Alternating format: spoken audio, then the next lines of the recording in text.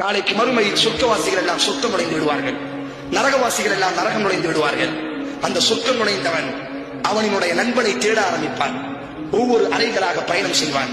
எனது நண்பன் எங்கிருக்கிறான், என்னை நேசித்த நண்பன் எங்கிருக்கிறான், உலகத்தினுடைய இன்பத்திற்காக வேண்டி அல்லாமல் அல்லாவுக்காக வேண்டி என்னோடு நட்பு பாராட்டினானே அந்த நண்பன் எங்கிருக்கிறான் என்று இந்த உலகத்தில் எப்படி அவன் தனது நண்பனை தேடுவானோ அதுபோல நாளைக்கு மறுமையில் நாலா புறங்களிலும் ஒவ்வொரு சொர்க்கத்திலும் அவன் தேட ஆரம்பிப்பான். அந்த நண்பனை நினைத்து அவன் சத்தமிடுவான், நண்பனினுடைய பெயரை கூப்பிட்டு அழைப்பு கொடுப்பான். இப்பொழுது அல்லாஹ்விடத்தில் அவன் பேசுவான், யா அல்லாஹ், நான் உலகத்தில் சதீக் எனக்கு ஒரு நண்பன் இருந்தான், அவனோடித்தான் எனது காலங்கள் பயணமானது. யா அல்லாஹ், எனது இன்பங்களில் எந்த இன்பத்தை விட்டும் அவன் பிரிந்ததில்லை. யா அல்லாஹ், எனது துன்பங்களில் எந்த துன்பத்தை விட்டும் அவன் விலகியதில்லை. யா அல்லாஹ், ஆனால் இந்த உயர்ந்த சொர்க்கத்தினுடைய இன்பம் எனக்கு நிரப்பமாக இருந்தாலும் எனது நண்பன் இல்லாமல் இந்த இன்பம் முழுமையடையவில்லை. யா அல்லாஹ், எனது நண்பன் எங்கிருக்கிறான்? அல்லாஹ் ரப்புல் ஆலமீன் அவனுக்கு அனுமதி கொடுப்பான், நீ நரகத்தை கொஞ்சம் வெட்டிப்பார். அவனுடைய நண்பன் நரகத்தில் வெந்து கொண்டிருப்பான்.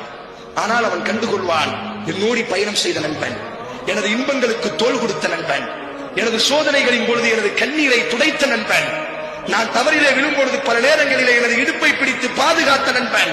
ஆனால் ஏதோ ஒரு பாவத்தில் இப்பொழுது அல்லாஹ் அவனை நரகத்தில் வென்று கொண்டிருக்கிறான். இப்பொழுது அந்த அடியான் அல்லாஹ் கூடி பேசுவானாம். இமாம் ஹசன் பஸ்ரி ரஹிமஹுல்லாஹ் குர்ஆனினுடைய ஒரு வசனத்திற்கு இந்த விளக்கத்தை கொண்டு வருகிறார். யா அல்லாஹ், சொர்க்கத்தினுடைய இன்பங்கள் எனக்கு நிரப்பமாக இல்லை, எனது நண்பனோடு நான் இந்த சொர்க்கத்தில் பயணம் செய்தால் மட்டுமே எனது இன்பங்கள் நிரப்பமடையும், முழுமையடையும். யா அல்லாஹ், அல்லாஹ் அவனோடு பேசுவான், நீ என்ன நினைக்கிறாய்?